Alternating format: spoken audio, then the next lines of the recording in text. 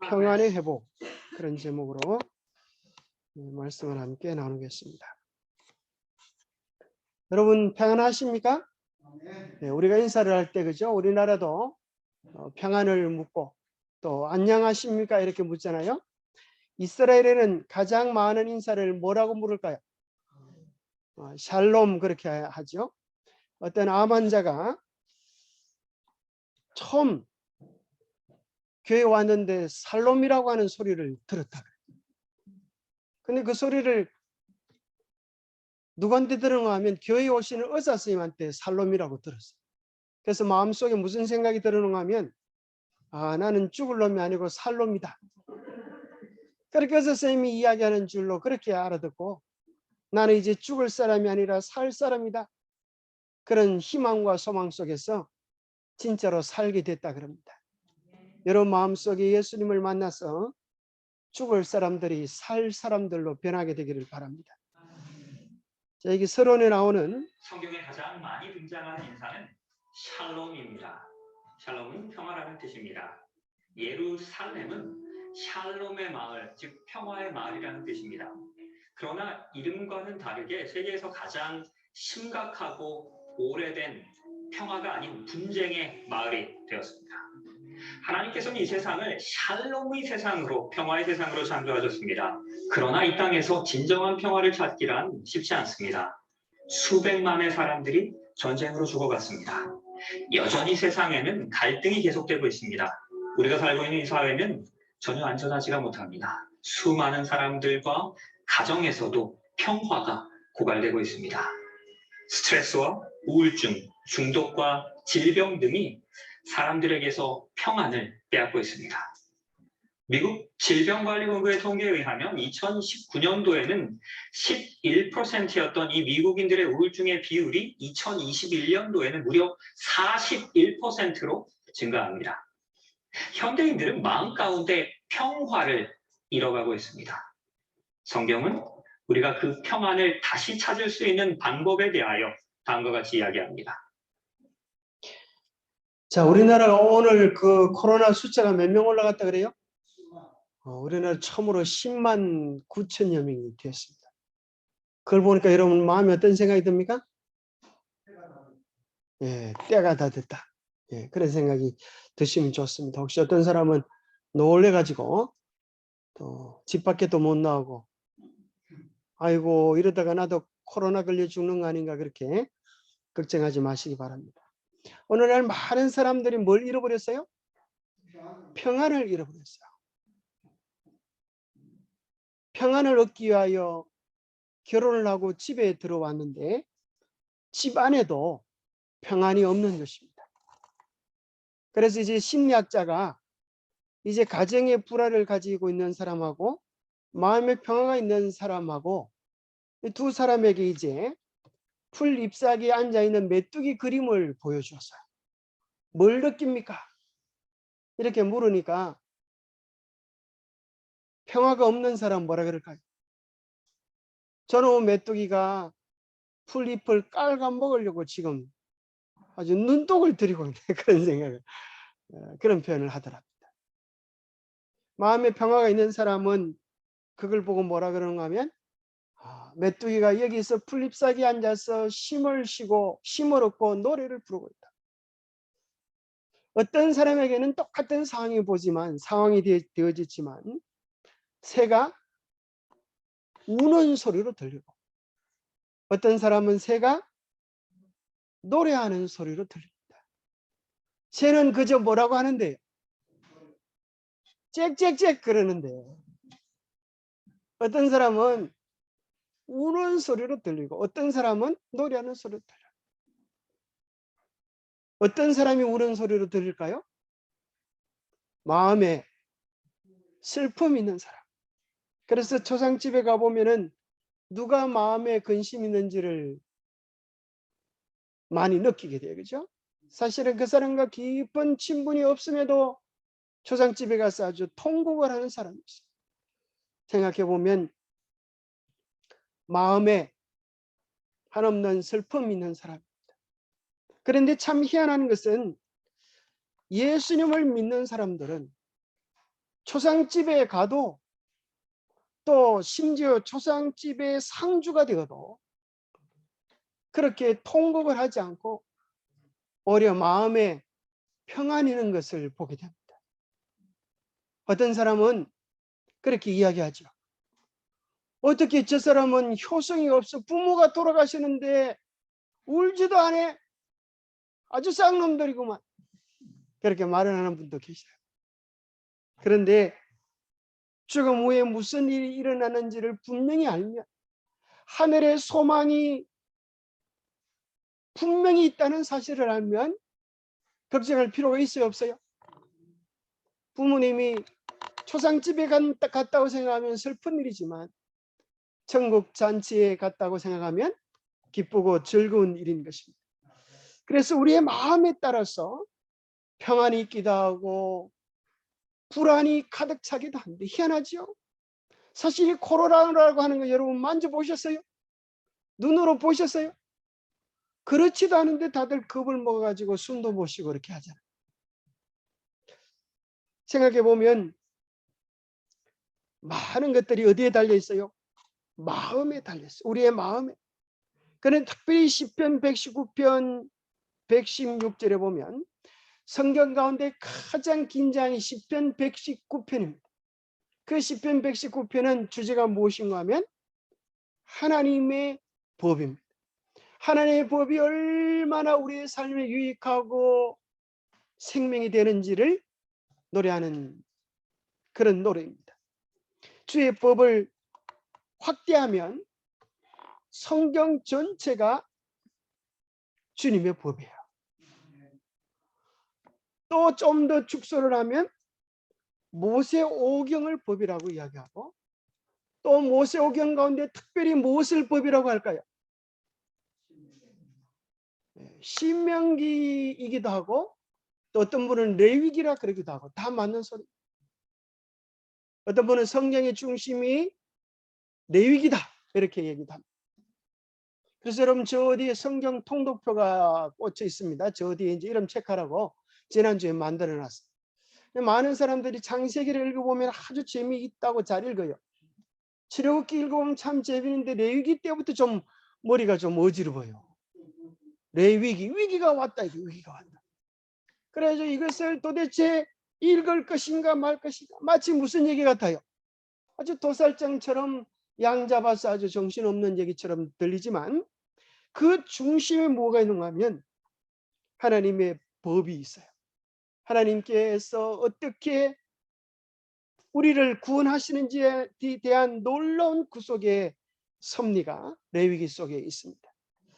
그래서 이게 특별히 뭘 사랑하는 자에게는 평강이 있다고요? 주의 법을 사랑하는 자. 여러분 법이 좋습니까?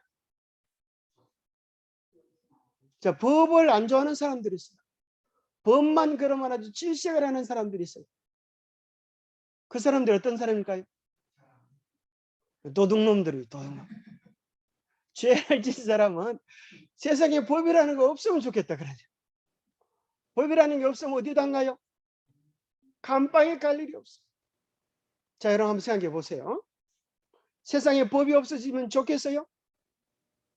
법이 없어지면 뭐가 되는가 하면 무법천지가 되어져요. 무법천지가 되어지면 세상은 온갖 혼란과 불안과 염려가 가득 차게 됩니다. 여기 보면 주님의 법을 사랑하는 자는 큰 평안이 있겠다. 우리가 왜 불안하고 염려가 가득한가? 우리의 양심이 뭘 아는가 하면 하나님의 법 앞에 바로 서지 못하다고 하는 사실을 알기 때문에 불안한 것입니다. 하나님의 심판대 앞에 선다고 생각하면 두렵고 떨리기 때문에 불안한 것입니다. 하나님 법을 사랑하는 자는, 하나님의 법이 양심에 기록되어진 자는 세상이 망한다고 해도 걱정이 없어요. 오늘 세상에 종말이 온다면 뭘 하겠습니까? 이렇게 물을 때에 여러분 뭐라고 대답해야 될까요? 나는 사과나무를 한 그루 심겠습니다. 그 사람도 정신없는 사람이죠. 세상에 많은데 사과나무 심어가지고 뭐 하려고 그래? 세상이 망한다 해도 오늘 주님이 오신다 해도 나는 여전히 살아가던 대로 살겠습니다. 이렇게 말하는 사람은 준비되어 있는 사람. 매일매일 주님이 오실 것을 기다리고 살아가는 사람들은 그렇게 살 수 있을 것입니다. 그래서 그리스도인의 참된 어제, 오늘, 내일. 자, 그것을 지난번에 한번 얘기를 드렸는데 혹시 여러분 기억이 있는지 모르겠어요. 한번 여쭤보겠습니다. 우리 그리스도인들은 어제 무슨 일이 일어난 것처럼 살아야 된다고요? 깜깜하지요? 자, 어제 예수님이 십자가에 나를 위하여 돌아가신 것처럼 살고, 그러면 오늘 무덤 가운데서 예수님이 부활하신 것처럼 기뻐하고, 내일은 뭘까요? 부활은 오늘 했다니까요. 내일 예수님이 다시 오실 것처럼 살아가는 것이 그리스도인의 어제와 오늘과 내일입니다. 여러분 아주 기억을 좀 하시고, 아주 이렇게 좋은 말 안 적고 뭐합니까? 보니까 여러분 뭐 가만히 멀뚱멀뚱하지만 다음에 또 물으면 아무도 모를 것 같아 보니까. 그죠? 적어놔요. 중요한 건 적어놔요. 이러면 여기다 기록되어 있지 않아요. 여러분 잘 적어놨어요. 다음에 또 한번 물어보겠습니다. 자, 그리스도인들은 저녁에 잠들 때 어떻게 잠을 자는가? 잠들 때 어떤 마음으로 잠을 자야 될까요? 그렇죠. 잠을 자는 것이 뭐와 똑같아요? 죽음과 똑같아요. 그래서 요한복음 11장에 보면 내 사랑하는 자가 잠들었으니 깨우러 권하라 그랬어요. 그래서 그리스도인들은 매일 저녁에 잠을 자면서 주님, 내가 오늘 저녁에 주님이 내 호흡을 취하신다 하더라도 준비되는 그런 잠을 잘 수 있도록 도와주십시오 하면서 하루의 마무리를 바보상자 붙잡고 주무시지 마시고, 핸드폰 붙잡고 주무시지 마시고, 예수님께 마음의 죄들을 드리고 기도하고 마음의 평안을 얻으면서 주무시게 되기를 바랍니다. 그러면 참된 그리스도인은 아침에 어떻게 일어나는가? 어떻게 일어날까요? 잘 잤으면 되게 아니에요. 아이고 피곤한 하루 또 시작되니 이것도 안 해. 어떻게 하면 될까요? 두 팔을 촥 하늘 향해 뻗치면서 하나님 오늘 나를 부활케 하시니 감사합니다. 아멘 할렐루야 이렇게 하시기 바랍니다. 어떻게 해주셨다고요? 부활해 주신 거라. 어젯밤에 죽었고 오늘 새로운 생명으로 살아나. 아직 우리의 몸은 변화가 덜 됐다고 하더라도 매일매일 부활을 경험하는 사람은 우리 주님이 오실 때 진짜 부활을 잘 경험할 수 있는 것입니다. 우리의 매일의 날들이 주님과의 깊은 교제 속에 살아갈 수 있게 되기를 바랍니다. 이 세상의 것들은 좋아하면 좋아할수록 걱정이 더 생겨요. 여러분 돈을 좋아하면 행복할까요? 돈을 좋아하면 사람들이 돌아버려요. 이 세상에 쥐기를 좋아하면 마음의 평안이 없어요. 저는 요즘 편안하게 잘 자는데 요즘 대통령 출마한 사람들 잠이 올까 안 올까요? 아마 걱정스러워요. 매일 오르락노르락 정신이 없어요. 예수님을 잘 믿는 사람들은 걱정할 게 없어요. 주식에 돈을 투자한 사람들은 매 시간마다 마음이 오르락내리락 천당 같은 지옥 같은 정신이 없다. 그러나 뭐 하면 주님의 법을 사랑하면 주님께서 우리에게 큰 평안을 행복을 주시겠다는 것입니다. 이 고통 많은 세상에 진정한 평안을 가질 수 있는 방법은 우리가 무엇을 사랑하는가, 누구를 사랑하는가, 여기에 달려 있어요. 여러분, 뒷집 아줌마를 사랑하면 어떻게 될까요? 그날부로 평화가 없어지는 거예요. 그날부로 우리의 마음의 기쁨이 사라지는 거예요. 하나님의 법을 사랑하고 영원한 것들을 우리 마음속에 품을 때에 우리의 마음속에는 이 세상의 것과 견줄 수 없는, 아무도 빼앗아갈 수 없는 하늘의 즐거움과 기쁨이 가득 찹니다. 그러하게 이번 질문에 보면 특별히 마지막 때를 살아갈 때에 많은 사람들의 마음속에 혼란과 불안과 염려, 심지어 세상의 미치리를 생각함으로 두려워하여 공황증에 걸리는 그러한 때에도 하나님의 백성들은 마음의 평안을 유지하며 살아갈 수 있습니다. 그 사람이 하나님의 백성인가 그렇지 않은가는 뭘 보면 하는가 하면 가슴이, 마음이 두려워 떨고 있는가, 마음이 어떤 경우를 당해도 평안한가 하는 걸 보면 알 수 있어요. 성도들의 인내가 여기 있나니 그들은 하나님의 계명과 예수에 대한 믿음을 지키고 있기 때문에. 자, 참 희한한 것은 하나님의 계명과 예수에 대한 믿음을 자기들이 지키는 것 같지만 지키고 있으면 누가 누구를 지켜줘요? 사실은 하나님의 계명이 천사의 날개와 같았어. 하나님의 날개와 같아서 그들을 재난과 어려움들 속에서 지켜주는 것입니다. 마치 이스라엘 땅에 열 재앙이 내렸어요. 언제 내렸어요? 출애굽 바로 직전. 우리도 하늘 가기 바로 직전에 7 재앙을 맞이할 것입니다. 그런데 희한하게도 그 재앙 때에 어떤 동네는 아이고 죽겠네 정신없는데 이쪽 동네는 그런 일이 일어나서 전혀 상관없는 동네가 있어요. 이 집에는 장자가 죽었다고 통곡을 하는데 이 집에는 오히려 생명을 주심에 감사하는 집이 있어요. 그 차이가 무슨 차이지요? 하나님의 백성인가 아닌가? 피를 바르는가 바르지 않은가가 차이였어요. 그래서 이스라엘과 애국 땅이 극명히 차이가 났다고 하면 오늘 이 마지막 시대는 무엇이 그 차이를 일으키는가? 이스라엘 백성 소용이 있어요, 없어요? 성경에 보면 혈통적 이스라엘이 아니라고 그랬어요. 여러분 이걸 똑바로 아시죠? 혈통적 이스라엘이 아니. 이스라엘은 이미 예수 그리스도를 배척함으로 그들이 선택된 백성의 의미를 잃어버렸어요. 그럼 누가 진짜 이스라엘인가? 예수 그리스도를 개인의 구주로 영접하고 그 다음에 뭐 해야 되겠어요? 예수님 말씀을 잘 들어야 돼요. 근데 오늘날은 어떤 사람이 많은가 하면 예수님 믿는다고 이야기는 찰떡같이 하는데 예수님께서 이렇게 해라 라고 하면 말씀은 아주 개떡같이 안 되는 사람들이 많아요.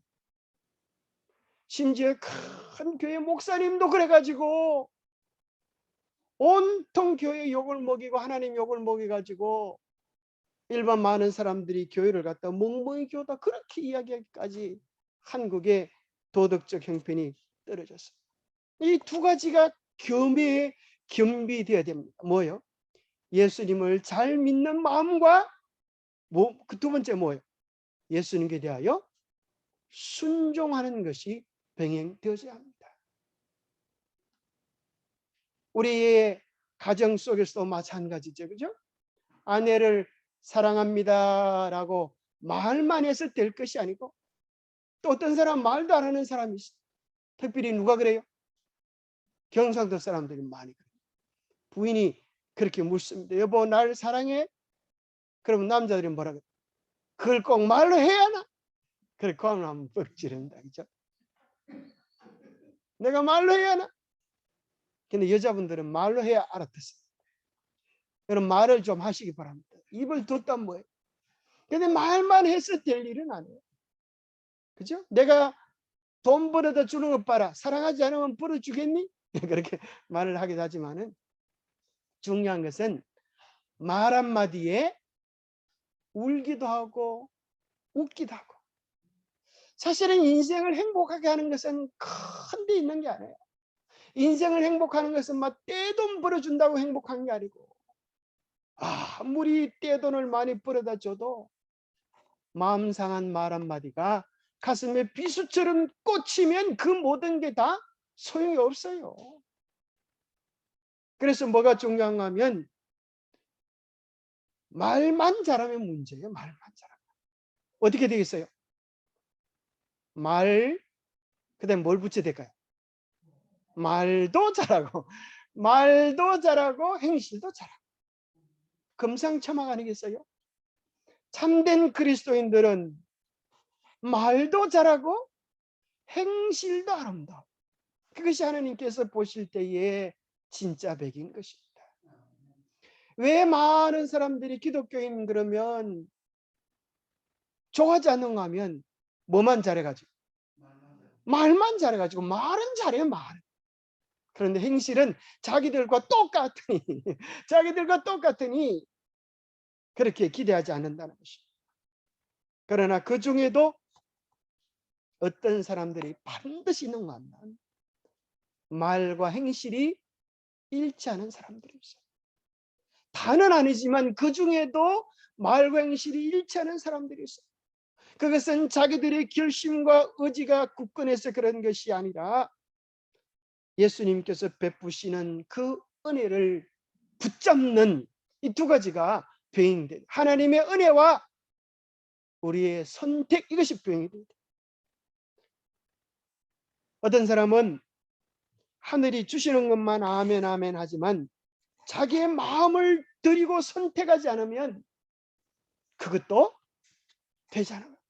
자기가 잘못해놓고, 자기가 성질해놓고, 자기가 문제를 일으켜놓고, 심지어 뉴스에 보니까 그런 게 나오죠. 살인까지 해놓고 뭐라 그러는가 하면 내가 살인한 게 아니라 누가 시켜서 했다고 하는 거예요.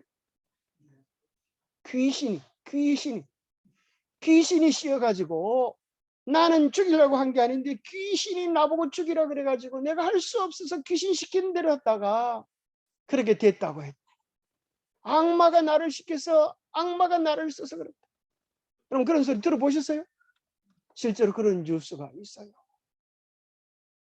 무서운 것이죠. 여러분 기억하십시오. 아무리 마귀가 여러분들을 유혹할지라도 궁극적인 선택은 누구 몫이에요? 우리의 몫입니다. 그러니 그런 말이 있잖아요. 귀신이 곡을 한다고. 귀신도 곡을 한다고. 지가 잘못해놓고 끄떡하면 귀신 핑계를 대니까 귀신도 억울하다고 곡을 한다 그래요. 귀신도 곡을 한다.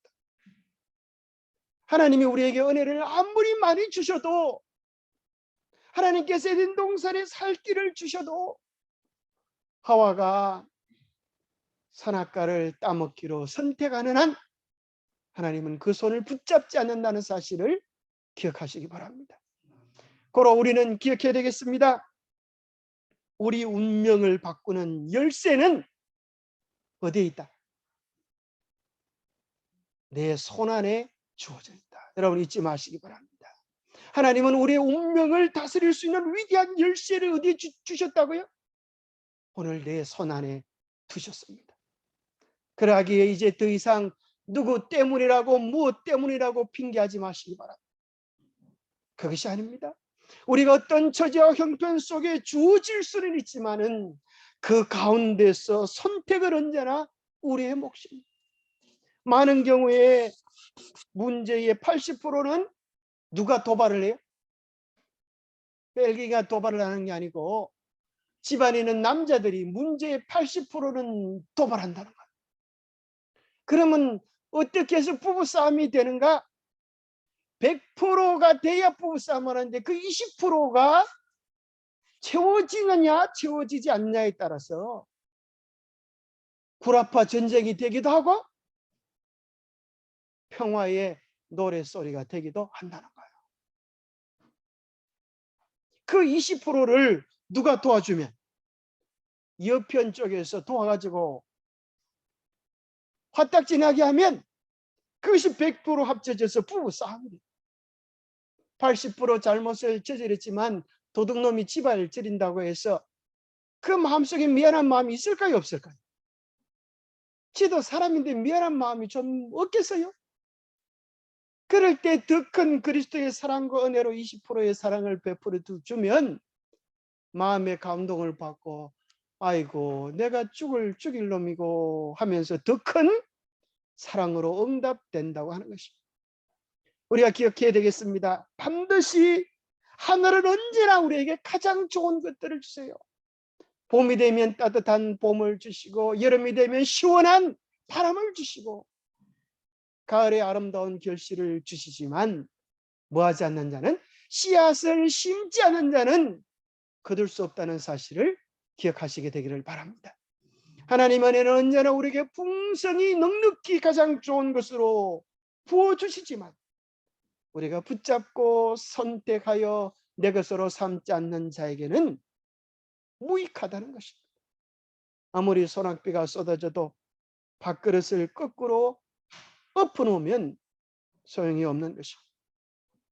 우리는 언제나 내용과 끝이 같은 그런 사람으로 주님 앞에 설 수 있게 되기를 축복합니다.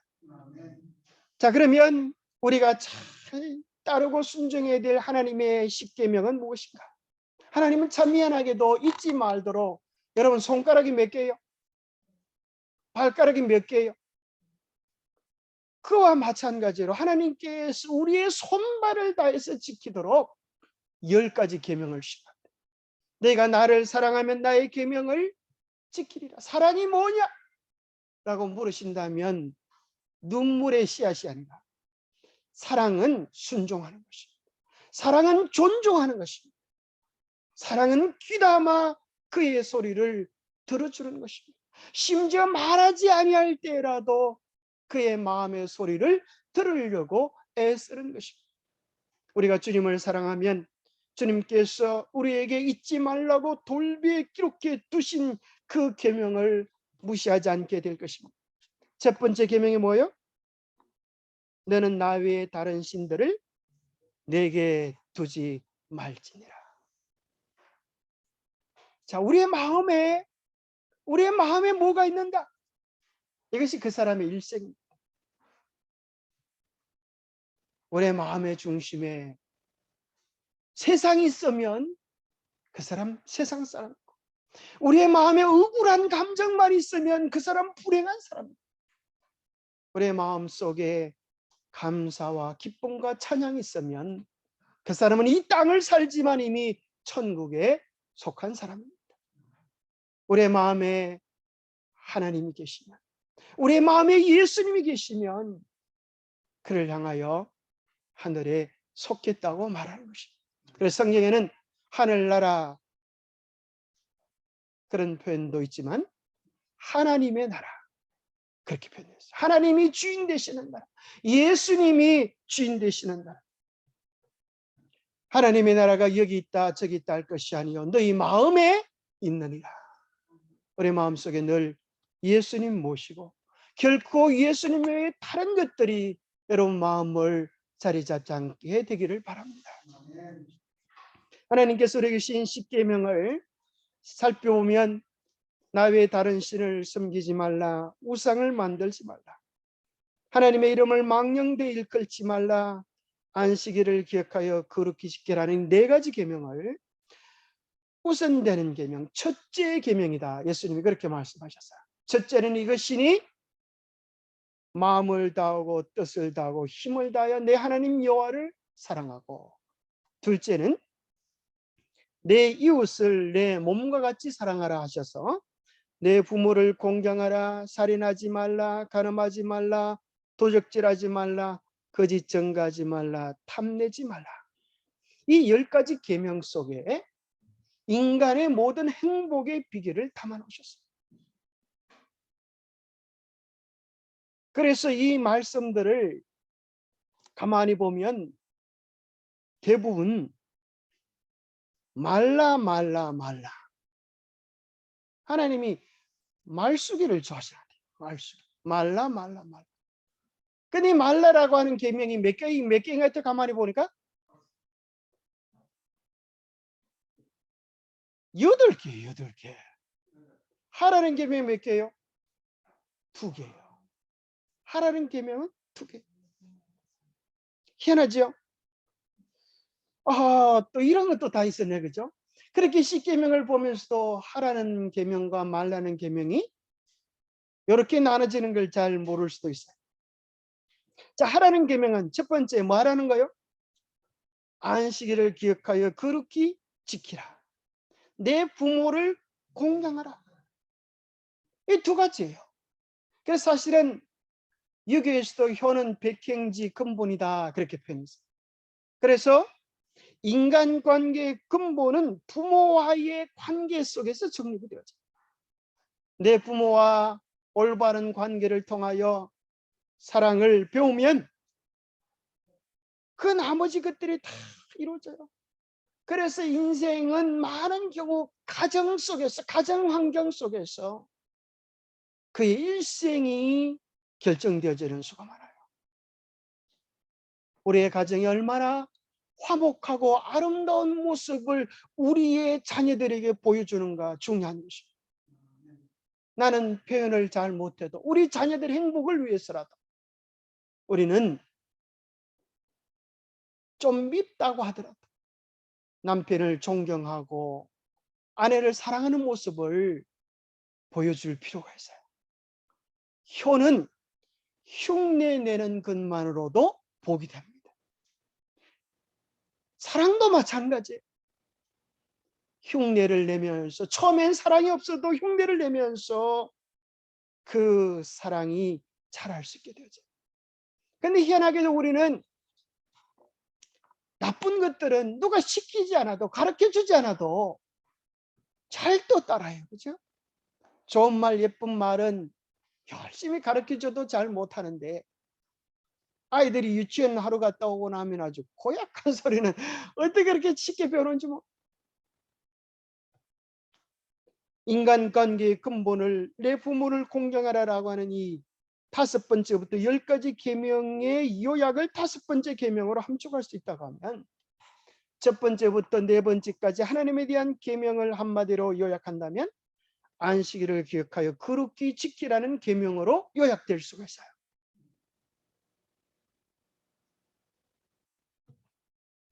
왜 그럴까요? 자, 하나님과 우리와의 관계는 이 가나안 농군학교에 계신 그 교장 선생님은 이렇게 얘기합니다. 부모를 공경하는 것은 효라고 이야기하면 우리의 생명의 근원 되시는 하나님을 경외하는 것은 큰 효다. 같은 원리라는 거 참 멋진 정이라고 생각합니다. 왜냐하면 부모님은 우리에게 생명을 주셨고 하늘의 하나님은 우리에게 영생을 주셨기 때문에 같은 원리인 것입니다. 그래서 부모님이 자녀들에게 이렇게 말할 수 있어요. 첫 번째, 두 번째, 세 번째, 네 번째를 너는 나 외에 다른 사람을 아버지라고 부르지 마라. 아버지 이름을 부를 때는 흰개똥 이렇게 부르지 말고 망령떼이 부르지 말고 한자 한자 이렇게 불러라. 그러면 아들이 그럴 수 있죠. 아버지 이름이 흰개똥이면 내 흰개똥이라고 부르면 되지 왜 한자 한자 불러야 돼? 옆집 아저씨는 나한테 더 잘해주는데 그 아버지는 아버지가 될 수 없나? 그렇게 물어본다면 아버지가 뭐라고 이야기하면 돼? 엄마 옆집 아줌마는 나한테 엄마보다 더 잘해줘. 그분을 내가 엄마라고 부를 수 없나? 그렇게 물어보면 엄마가 뭐라 그러면 될까요? 야 이놈아, 세상에 엄마들이 많아도 너를 낳아준 엄마는 누구밖에 없다? 나밖에 없다. 내가 없으면 네가 어디서 나오겠니 이놈아? 한마디면 끝이 납니까?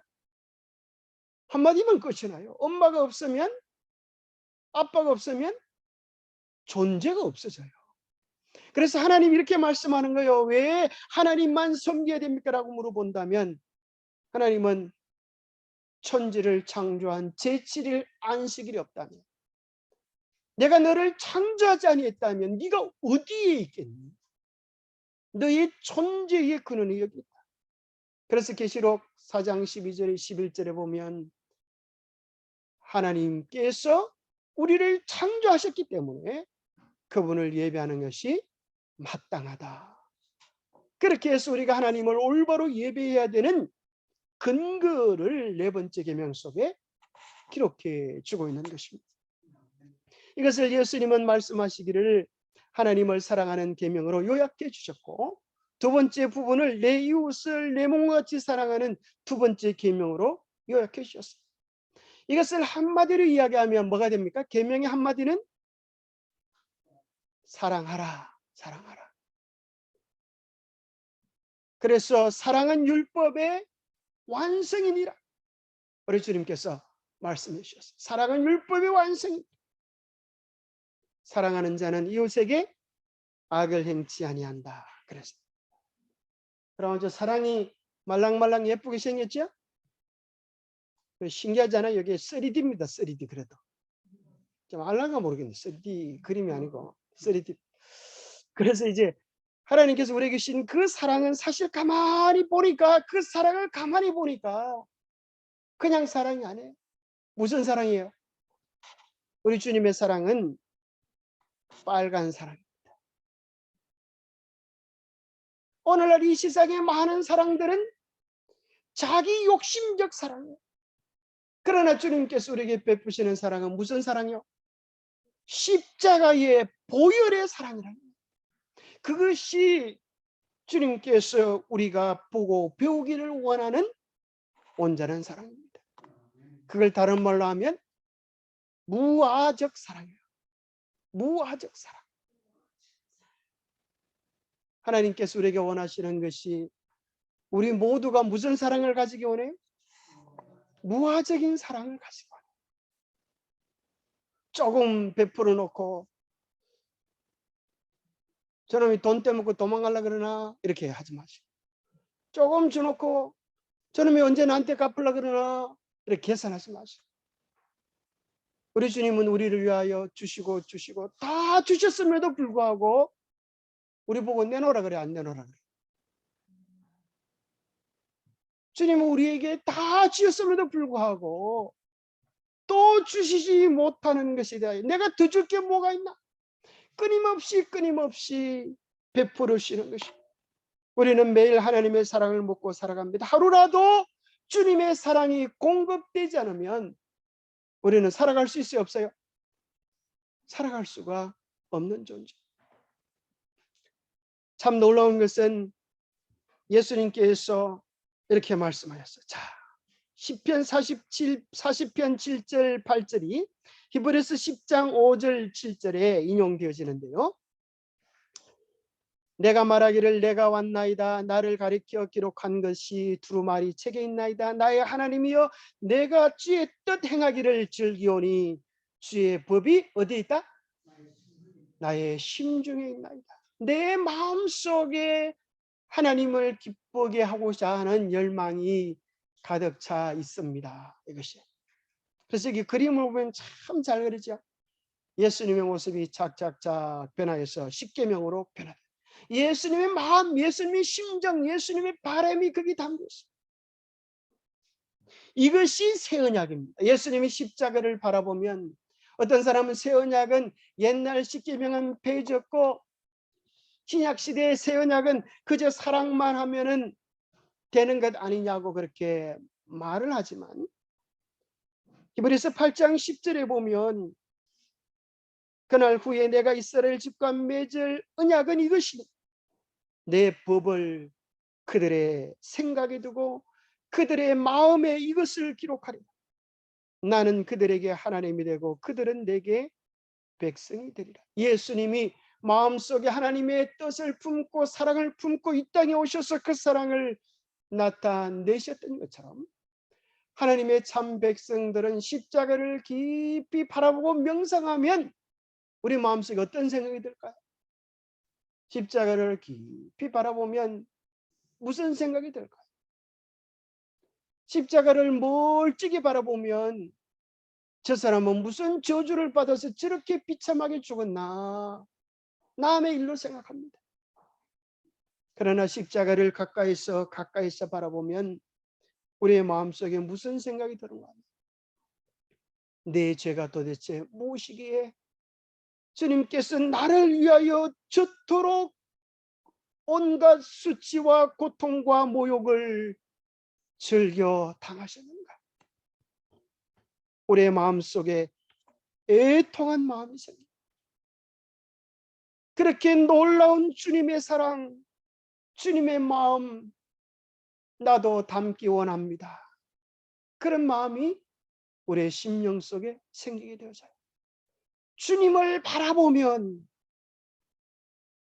해바라기가 해를 바라보며 해를 담듯이 우리가 주님을 바라보면 주님의 심정이, 주님의 뜻이, 주님의 법이 우리 안에 새겨지는 경험을 하게 됩니다. 그때 주님은 뭐라 그러는가 하면 이 사람이 진짜 내 백성이다. 이 사람이 알곡이다. 하나님께서 하늘 창고에 들이시기를 기뻐하시는 것입니다. 시편 89편 14절에 보면 의와 공의가 주의 보좌에 기초라 인자함과 진실함이 주 앞에 있나이다. 여기 의와 공의라는 말이, 의라는 말은 체데크, 히브리어로 체데크, 올바름, 공의, 공정, 의로움이라고 하는 것인데, 이것이 이제 치우치지 않은 의입니다. 누구는 예쁘다고 봐주고 돈 많다고 봐주고 그런 게 아니라 하나님은 모든 사람 앞에 공정하시는 것입니다. 그 다음에 공의라고 하는 것은 미시파트인데 심판, 재판, 공의, 법령의 의미를 가지고 있습니다. 그래서 주님의 보좌는, 보좌의 기초가 무엇인가? 하나님의 정부의 기초가 무엇인가? 뭐라고 그래요? 공의라는 거예요. 공의를 다른 말로 하면 하나님의 법이라는 거예요.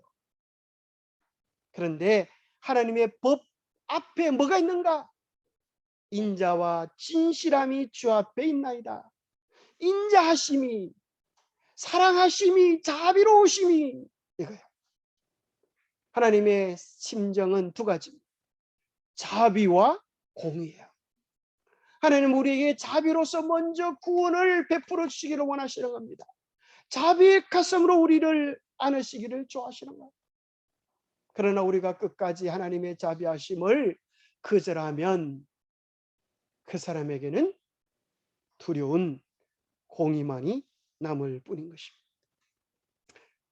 그래서 야고보서 2장 12절에 보면 우리가 심판을 받을 때에 뭐로 심판을 받는가? 자유의 율법대로 심판받을 자처럼 말도 하고 행하기도 하라. 하나님의 계명에 기초하여 심판을 받는다고 이야기하고 있습니다. 자, 그렇다고 하면 하나님의 십계명이 반포되기 전에는 십계명이 없지 않았어요? 이렇게 묻는 사람이 있어요.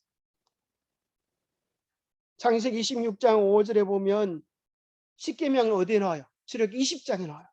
창세기 26장 5절에는 이스라엘의 조상 아브라함에 대한 기록하면서 이렇게 적어놨어요.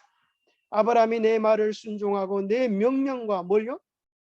내 계명과 율례와 법도를 지켰다고 그래요. 십계명이 반포되기 전에도 하나님의 통치 원리는 여전히 변함이 없습니다. 심지어 에덴 동산에서도 우리는 가인이 아벨을 죽였을 때에 하나님은 아벨아, 가인아, 가인아, 내 동생의 피가 땅에서 부러진다고 그의 죄를 알려주시는 것입니다. 십계명이 반포되기 전에도 십계명의 정신은 존재하는 것입니다. 왜냐하면 그것은 온 우주를 통치하시는 하나님의 통치 원리이기 때문입니다. 성경은 죄에 대하여 뭐라고 규정을 짓는가? 요한일서 3장 4절에 보면 죄는 불법이다. 죄를 드러내주고 확인시켜주는 것은 법입니다. 법. 우리 몸속에 코로나19가 있나 없나 그걸 검사하는 것은 뭐예요? PCR 검사, 뭐 콧구멍이 막 쑤셔가지고 얼마나 아픈지 제가 아주 그거 하다 혼이 났어. 그래가지고 이제 안에 그게 있나 없나 하지만은 우리 속에 죄가 있나 없나는 뭘로 알아요? 하나님의 계명 그것으로 안다 그랬어요. 로마 4장 15절을 보니까 율법이 없는 곳에는 범법도 없느니라. 법이 없으니까 죄도 없지. 그래서 하나님의 법을 알지 못하였을 때는 내가 죄를 알지 못하였다 그랬어요. 그런데 법이 살아나니까 아이고 내가 죽게 되었구나 그렇게 얘기해요. 자, 그러면 법이 살아나면 내가 죽게 되었구나. 법이 잘못된 거예요? 내가 지은 잘못이 죄가 잘못된 거예요? 많은 사람들이 법이 나타나서 너는 죽어야 된다, 너는 교도소 가야 된다 그러면 저놈의 법만 없었더라면 그렇게 누구 탓을 해요? 법을 탓을 하지만 로마서 7장 12절 하나님 말씀은 뭐라고 이야기하는가 하면 율법은 거룩하고 계명도 거룩하고 의로우며 선하도다. 여러분 이거 잊지 마세요. 율법이 하나님의 계명이 나쁠 수가 있어요? 마귀는 이렇게 오해를 하도록 만들었어요. 하나님의 계명은 우리를 죽이는 것이고 복음은 살리는 것이다. 오해의 X예요. 오해의 X예요. 율법은 우리를 죽이는 게 아니에요. 죄가 우리를 죽이는 거예요. 죄가 우리를 죽이는 거예요. 율법은 이 세상의 평화를 유지해 주는 거예요. 저는 한 법관이 이렇게 얘기하는 소리를 듣고 깜짝 놀랐어요. 법의 존재의 목적은 뭘까요, 여러분? 민생의 안녕과 행복을 지켜주는 데 있습니다. 그러는 거예요. 저는 법이 돈 벌어가려고 있는 줄 알았었는데, 에? 경찰들이 먹고 살기 힘들어가지고 딱지 끊는 줄 알았었는데 알고 보니까 그게 아니라 민생의 안녕과 행복을 지켜주기 위하여 법이 존재한다는 거예요. 법은 모든 사람에게 바르게 적용될 때 그게 뭐 되는 거예요? 공의로운 거죠. 그럴 때 법의 효력을 제대로 발휘할 수 있죠. 법을 가지고 있는 법관이 자기한테는 요만큼 죄, 남의 죄는 이만큼 죄. 그렇게 하면 법관이 자기意이 없어요. 그렇게 하는 걸 뭐라 그래요? 남의 죄를 질 때는 이만큼 크게 재고 자기 죄를 질 때는 막 요만큼 작게 재. 그걸 뭐라 그래요? 내로남불. 들어봤어요? 내로남불. 내가 하면 뭐라 그래요? 로맨스.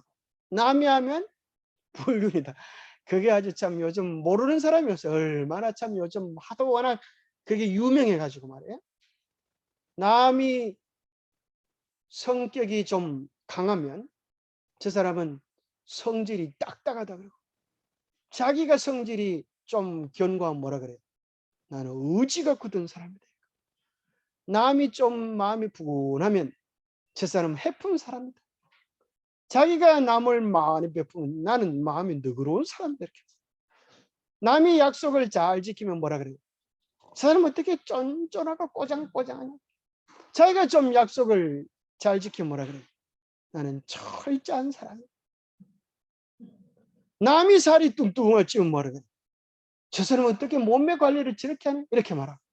자기가 살이 뚱뚱할 찌면 뭐라 그래? 이게 다 인덕이야. 사람은 성격이 좋으면 이렇게 살이 찌게 돼 있다니까? 이렇게. 남이 빼빼 하면 뭐라 그래? 저 사람 보기만 해도 신경질적으로 생겼네? 자기가 빼빼 하면 몸매 관리는 이렇게 하는 거야. 그러니까 내가 남이 이렇게 달라. 그지? 뭐 때문에 그래요? 법을 공의롭게 적용하자. 여러분, 법은 언제나 거룩하고 의롭고 선한 것입니다. 자, 신약의 지자들은 법에 대해서 뭐라 그럴까요? 구약만 신약의 법을 나쁘다 그러고 구약에만 좋다 그러고 신약에는 나쁘다 그럴까요? 아니요. 성경을 똑바로 하게 된 많은 사람들이 이것을 오해해요. 신약의 지자들도 뭐라고 이야기하는가 하면 십계명은 하나님의 품성의 사본이다. 그래서 요한일서 5장 3절 예수님을 가장 가까이서 보고 예수님을 닮았던 사랑의 사도 요한은 이야기하기를 하나님을 사랑하는 것은 무엇이라고요? 그의 계명을 지키는 것이다. 그의 계명은 뭐가 아니다? 무거운 게 아니다. 뭐 때문에 그래요? 사랑하니까. 사랑하면 무거운 게 아니에요. 사랑하지 않으면 물 한 잔 떠다 주기도 싫어요. 그죠? 사랑하지 않으면 아주 무거워지는 거예요. 사랑은 그 모든 것들을 가볍게 하는 거예요. 그래서 하나님께서 우리에게 주신 법은 우리를 자유롭게 하는 거예요. 자, 술 먹은 사람이 이렇게 술을 취한 술주정 술에 중독된 사람이 이렇게 말합니다. 아이고, 술도 못 먹어. 술을 먹는 게 자유 아니야?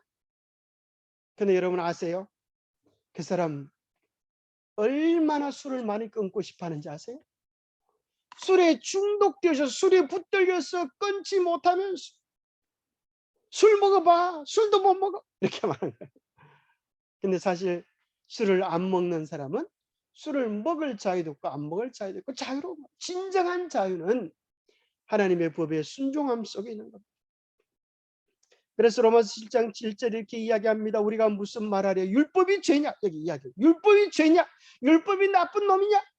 그럴 수 없느니라. 율법으로 말미암지 않고는 내가 죄를 알지 못하였으니 곧 율법이 탐내지 말라 하지 아니하였더라면 내가 탐심을 알지 못하였으리라. 여러분, 탐내는 것 죄일까요? 아닐까요?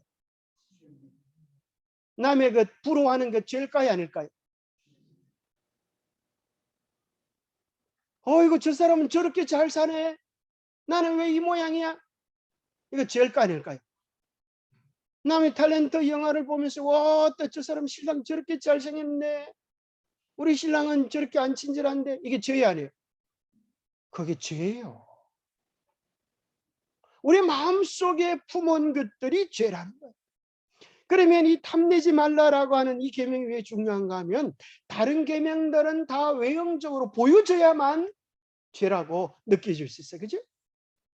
그런데 오늘 이 계명은 뭐라고 이야기하냐 하면 마음속으로 품은 탐심도 죄인 것과 마찬가지로 마음속으로 품은 거짓말도 마음속으로 미워하는 것도 살인이라고 이야기해 주는 거예요. 십계명의 정신 전체가 외모만 다루는 것이 아니라 우리의 내면의 깊은 엄밀한 부분들을 이야기해 주고 있음을 고발해 주는 것입니다. 그래서 하나님의 계명은 하나님의 품성, 하나님의 뜻이 무엇인지 알려주고 우리의 죄를 알려주어서 죄와 멀어지게 만든다. 내가 죄인이기 때문에 나는 주님 희망이 없습니다. 죽을 수밖에 없습니다. 예수님 도와주세요 하면서 예수님께로 이끌어주는 몽학선생, 가정교사와 같은 역할을 한다라고 갈라디아서에 기록해 주고 있는 겁니다. 자, 어떤 사람이 이렇게 말합니다. 십계명은 십자가에서 폐지된 것 아닙니까? 로마서 3장 31절에 보니까 믿음으로 말미암아 율법을 파기하느냐? 그럴 수 없느니라. 도리어 율법을 굳게 세우느니라. 무슨 말하느냐? 믿음으로 율법을 파기할 수 있는 것이 아니라 우리가 은혜 받고 구원 받았기 때문에 하나님의 계명을 안 지켜도 되는 것이 아니라 천부당 만부당한 소리다. 하나님께서 우리에게 은혜를 베푸시고 구원해 주셨으면 그 은혜에 감사하여서 하나님의 계명에 더 충성되이 살아야 되지 않겠느냐라고 말하는 것입니다. 만약에 말이죠. 하나님의 계명이 폐지되었다고 하면, 십계명이 폐지되었다고 하면 그러면 살인해도 괜찮을까요? 간음해도 괜찮을까요? 천국에 가기도 전에 여러분은 교도소에 가버리고 예수님께 여쭤본다면 예수님은 뭐라고 대답하실까?